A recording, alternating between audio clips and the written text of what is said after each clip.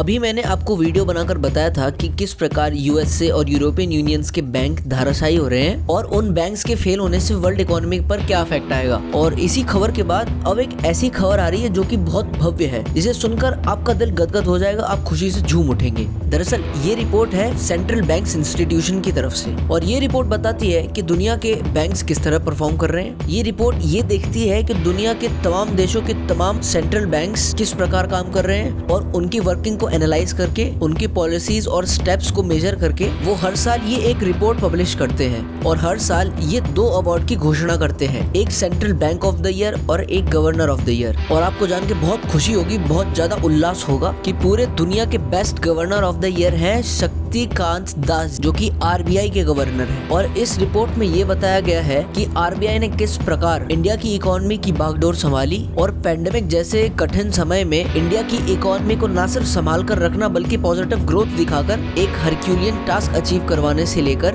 Demonetisation, digitalisation और bank rates को regulate करके इंडिया की इकोनॉमी को पूरी दुनिया में सबसे बढ़िया ग्रोथ देने तक आरबीआई का हाथ रहा है। आपको याद ही होगा जब भारत सरकार और आरबीआई ने नोटबंदी करी थी तो किस प्रकार विपक्ष के नेताओं ने और तरह तरह के एनालिस्ट्स ने इस स्टेप को एक यूजलेस स्टेप बताकर इसकी वर्दीनेस पर सवाल उठाए थे। और पैंडेमिक के समय पर जब दुनिया की अनेक इकोनॉमीज डाउनफॉल पर चली गई थी, रिसेशन पे चली गई थी, तब भारत ने जो ग्रोथ दिखाई थी उसको सबने सराहा था। और अगर हम करंट सिचुएशन में देखें, यूरोप के सारे देश देख लीजिए, आप यूएस को देख लीजिए, यहाँ पर बैंक फेलियर हो रखा है। आप चाइना को देखिए, वहाँ पे तो कई समय से लॉकडाउन हो रखा है और उनकी इकोनॉमी इतनी डाउन जा चुकी है कि वहाँ से कई मल्टीनेशनल कंपनीज ने बोरिया बिस्तर उठाकर दूसरी कंट्रीज में जाना शुरू कर दिया है। और बात करें कुछ हमारे पड़ोसी देश के, आप देख लीजिए पाकिस्तान की इकोनॉमी, आप देख लीजिए श्रीलंका की इकोनॉमी, नेपाल की इकोनॉमी, भूटान की इकोनॉमी और अभी तो बांग्लादेश की इकोनॉमी भी नीचे जा रही थी। म्यांमार में जो तख्ता पलट हुआ था और अफगानिस्तान में तालिबान राज आया, रशिया यूक्रेन में वॉर आया, उन सब से आगे निकलकर भारत ने ऐसी ग्रोथ अचीव करी है और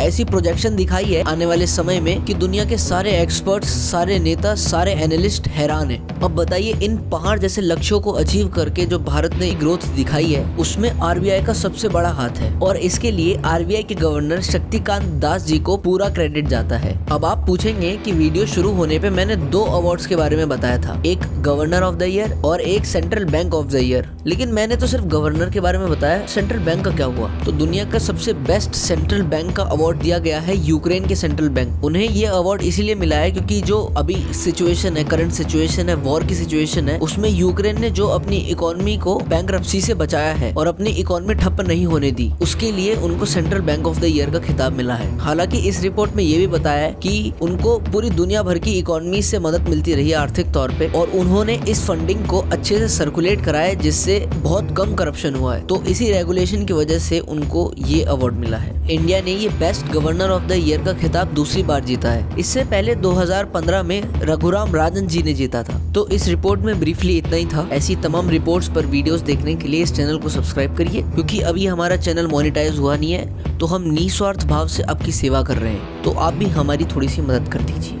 धन्यवाद।